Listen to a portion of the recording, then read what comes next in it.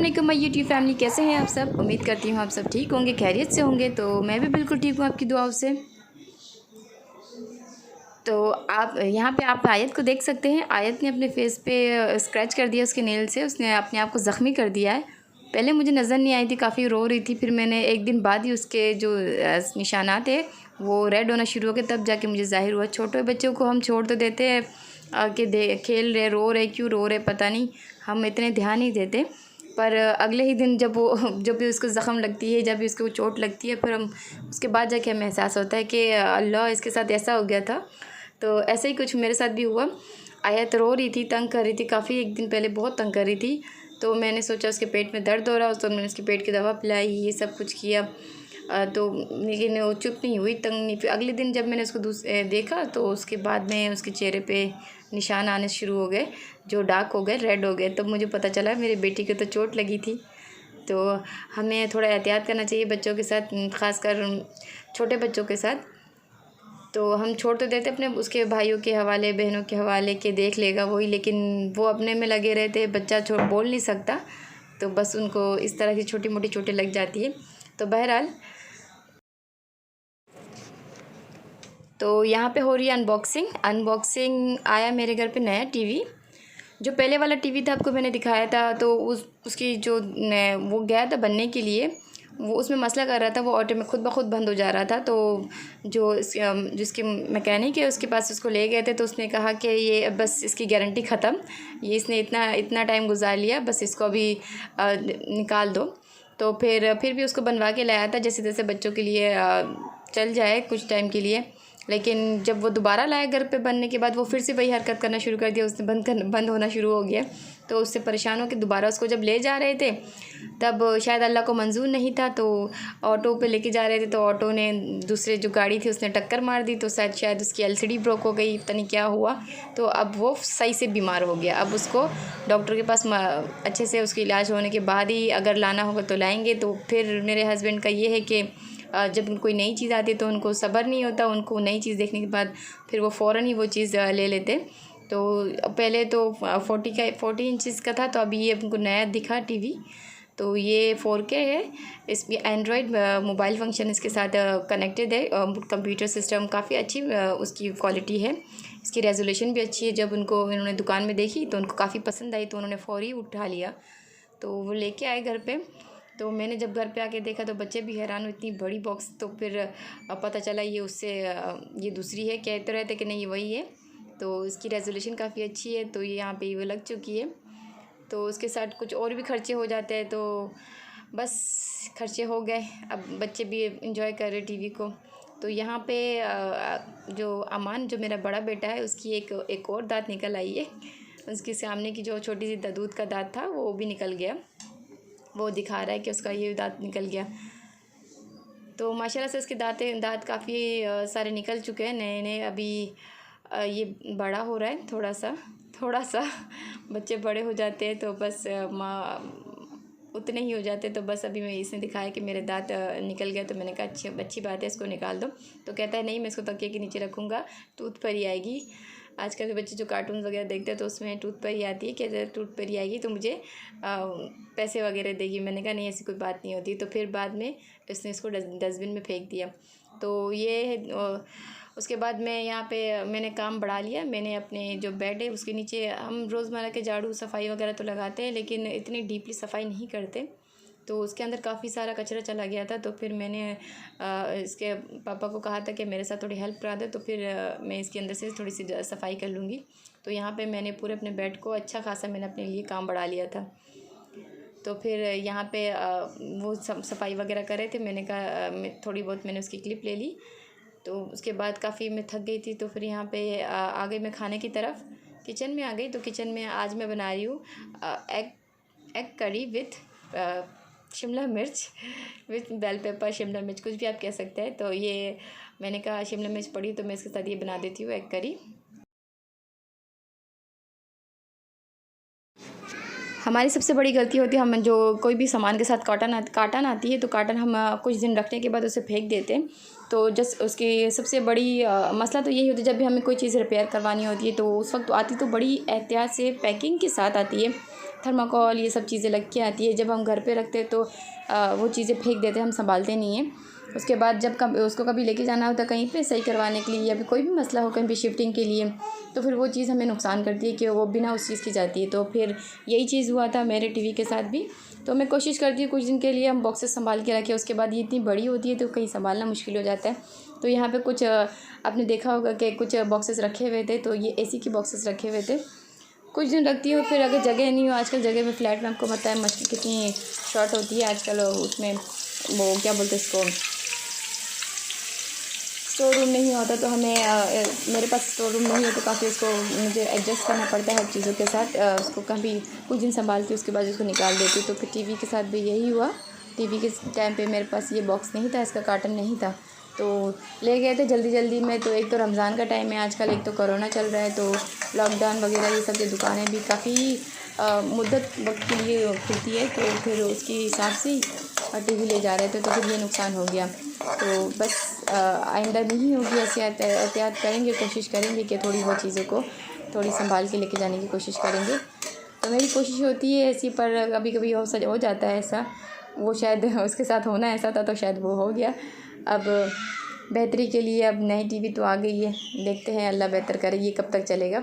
वैसे शॉप वाले ने कहा कि एलसीडी ज़्यादा दिन तक चलती नहीं है, 1 से 2 साल इसकी वारंटी होती है, तो इसकी वारंटी 2 साल ही दी है मेरे ख़्याल से, इतनी ज़्यादा नहीं। हालांकि कितनी महंगी कर दी है आजकल, चीज़ें इतनी महंगी हो गई, लेकिन इनकी जो वारंटी गारंटी या कोई भी कुछ इसकी होती है तो बिल्कुल इतनी कम होती है कि बंदा सही से इंजॉय भी नहीं करता। अभी लाते लाते सेट करते करते कुछ ही टाइम बाद उसको फिर साल गुजरते टाइम कहाँ लगता है, तो फिर बस वो बेकार।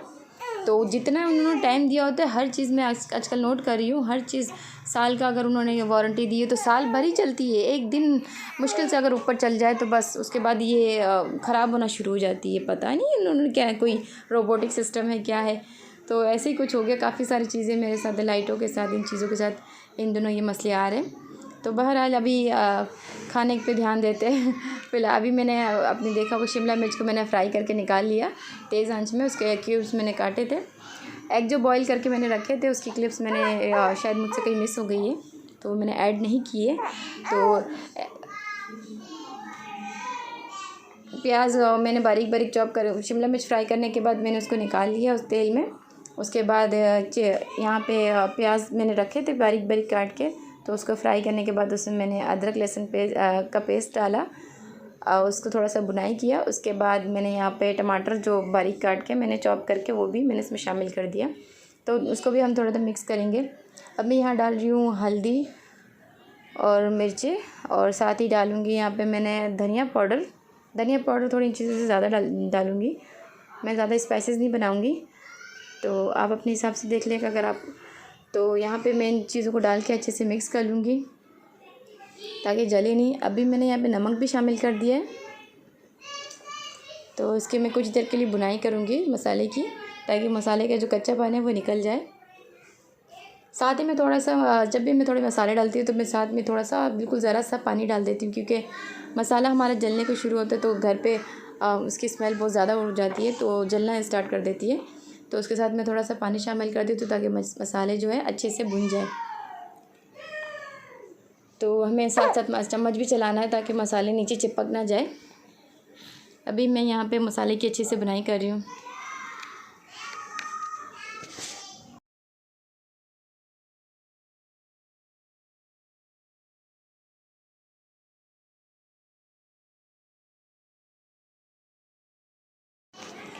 तो यहाँ पे मैंने थोड़ा सा दही भी शामिल कर दिया, 3 से 4 चम्मच होगा। तो क्योंकि दही मेरा इतना वो थिक गाढ़ा नहीं था, सही था दही, तो एक दिन पहले का दही था तो वो थोड़ा सा पतला हो जाता है, तो फिर मैंने उसको ऐसे ही डाल दिया। तो जब भी हम दही डालेंगे तो फिर उसमें हम चूल्हे का जो फ्लेम है हम उसको बिल्कुल लो पे कर देंगे, क्योंकि जैसे ही तेज़ आंच में दही जाता है तो फिर वो फटना स्टार्ट हो जाती है। तो लो आंच में अगर डालेंगे ना तो दही फटेगा नहीं, अच्छे से मिक्स हो जाएगा। तो यहाँ पे दही डालने के बाद मैं उसको अच्छे से मिक्स करूँगी, उसकी बुनाई करूँगी। उसकी मज़ीद कुछ देर हम बुनाई करेंगे ताकि इसका जो तेल है और मसाले का जो कच्चापन है वो ख़त्म हो जाए।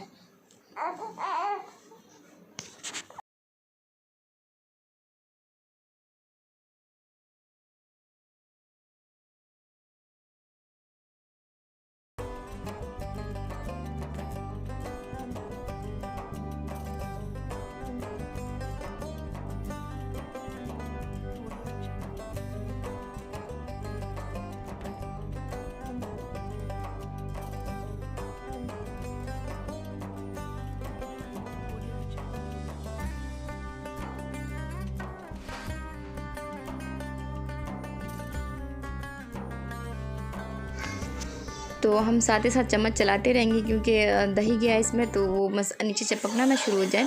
तो हम इतनी देर तक इसकी भुनाई करेंगे कि मसाला तेल छोड़ दे। तो मसाला तेल छोड़ने के बाद अब इसकी भुनाई अच्छी सी हो गई। तो हम जो अंडा और अंडे को भी मैंने फ्राई कर लिया था, उसको ज़्यादा डार्क नहीं किया था, इसको लाइट सा ब्राउन सा कर लिया था। उससे ये होता है कि अंडे जो है ना वो टूटते नहीं हैं। तो यहाँ पे अंडा और शिमला मिर्च मैंने साथ ही शामिल कर दिया क्योंकि दोनों ही फ्राई चीज़ें है, तो इसको मैंने साथ ही शामिल कर कुछ देर इसको भूनूंगी। इस पर हम चम्मच इस तरीके से करेंगे कि नीचे से ऊपर की तरफ उठाएंगे ताकि फिर अंडे पे लग के अंडा टूट ना जाए, थोड़ा ध्यान से। तो हम इसकी अच्छे से बुनाई करेंगे, पर चम्मच थोड़ा ध्यान से चलाएंगे।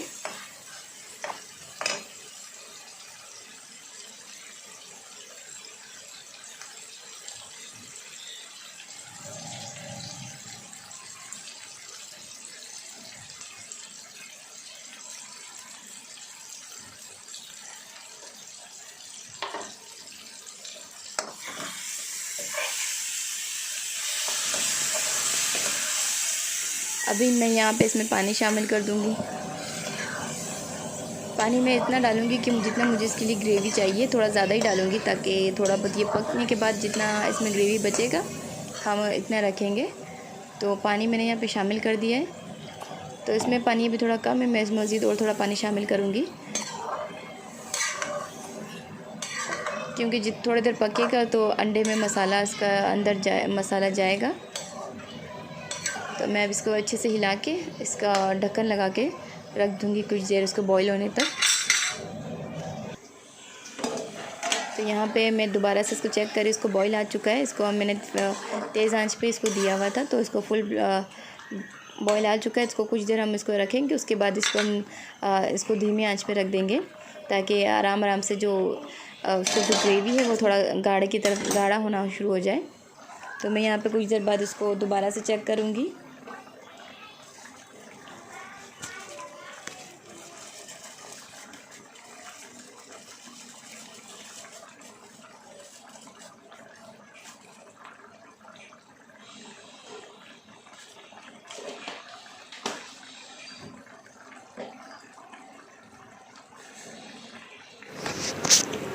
तो यहाँ पे पानी काफ़ी हद तक खुश्क हो चुका है। तो यहाँ पे मैं इसमें डाल दूँगी थोड़ा सा गरम मसाला और थोड़ा सा भुना हुआ ज़ीरा। तो इसके डालने के बाद मैं अच्छे से इसको मिक्स कर लूँगी। उसके बाद मैं इसको थोड़ी देर और ढक के रख दूँगी, बिल्कुल लो आंच पे, हल्की आंच पे।